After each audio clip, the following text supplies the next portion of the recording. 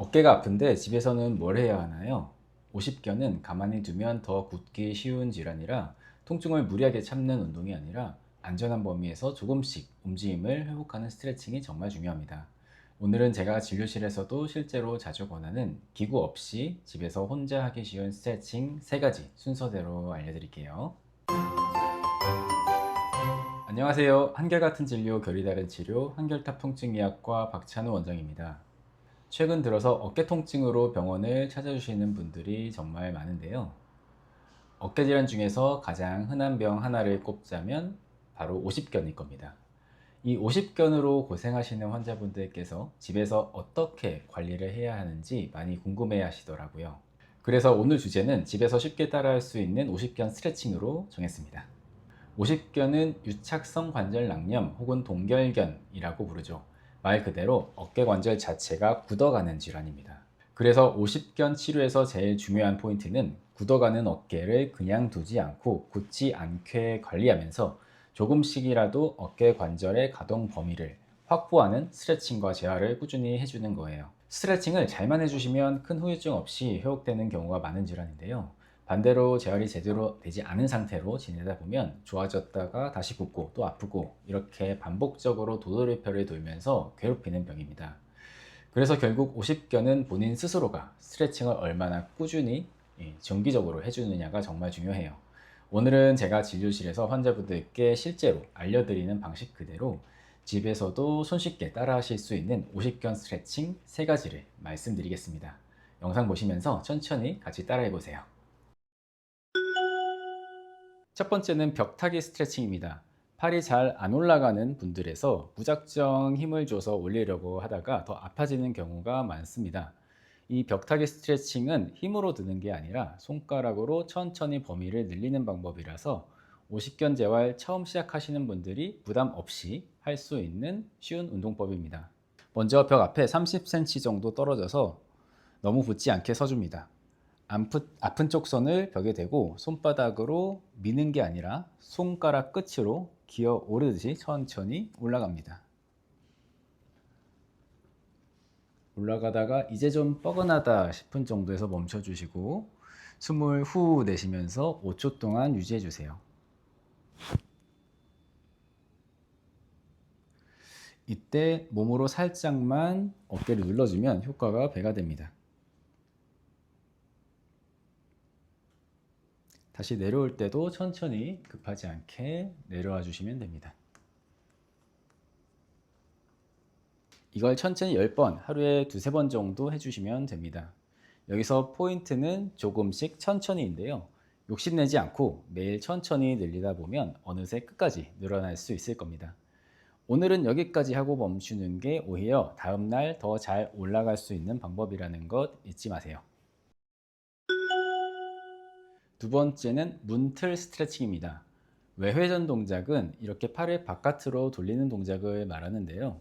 이 동작이 안 되면 옷 입을 때 팔을 잘 안 돌아가고 머리 위로 손을 보내는 것도 잘 안 되게 됩니다.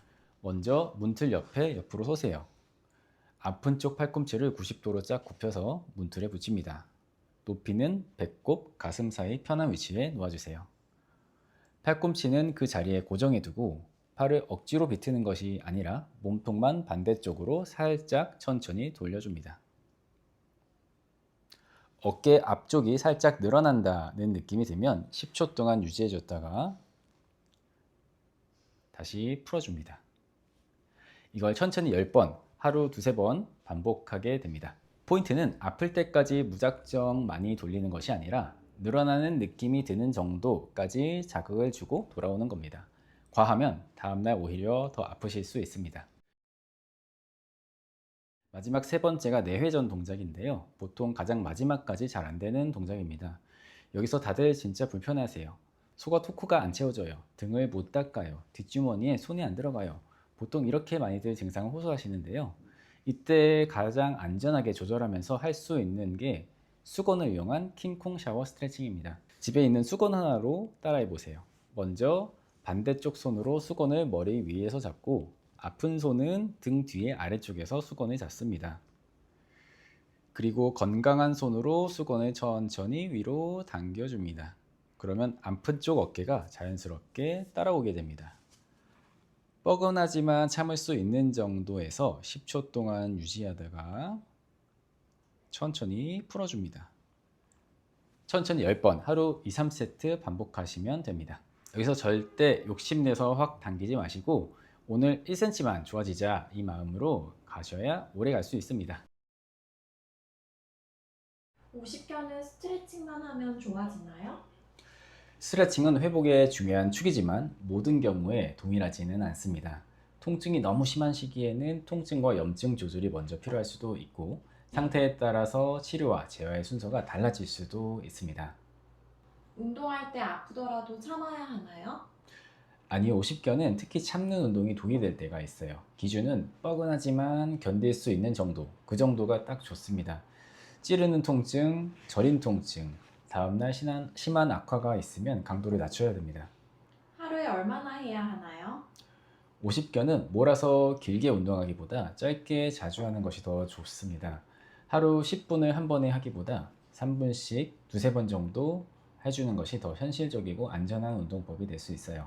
오늘 알려드린 세 가지 스트레칭은 50견으로 굳어가는 어깨를 집에서 혼자 관리할 수 있게 만든 기본 루틴입니다. 스트레칭은 단순한 운동이 아니라 굳어가는 관절을 다시 움직이게 만드는 작은 재활 치료라고 생각하시면 좋습니다. 저는 통증의학과 전문의로서 통증만 줄이고 끝이 아니라 비수술적 치료와 생활 속 실천을 같이 묶어서 환자분들이 다시 일상에서 팔을 쓰고 잠을 편히 잘 수 있도록 돕는 진료를 지향합니다. 혼자 해보려는데 너무 막막하거나 스트레칭을 해도 변화가 거의 없거나 밤에 주무실 때 통증이 계속 심하시다면 현재 단계가 어떤 시기인지 확인하는 게 회복의 첫걸음이 될 수 있어요. 오늘부터 딱 하루 10분, 세게 말고 천천히 꾸준하게 이거 하나만 기억하고 시작해보세요. 지금까지 한결같은 진료, 결이 다른 치료, 한결탑 통증의학과 박찬호 원장이었습니다. 감사합니다.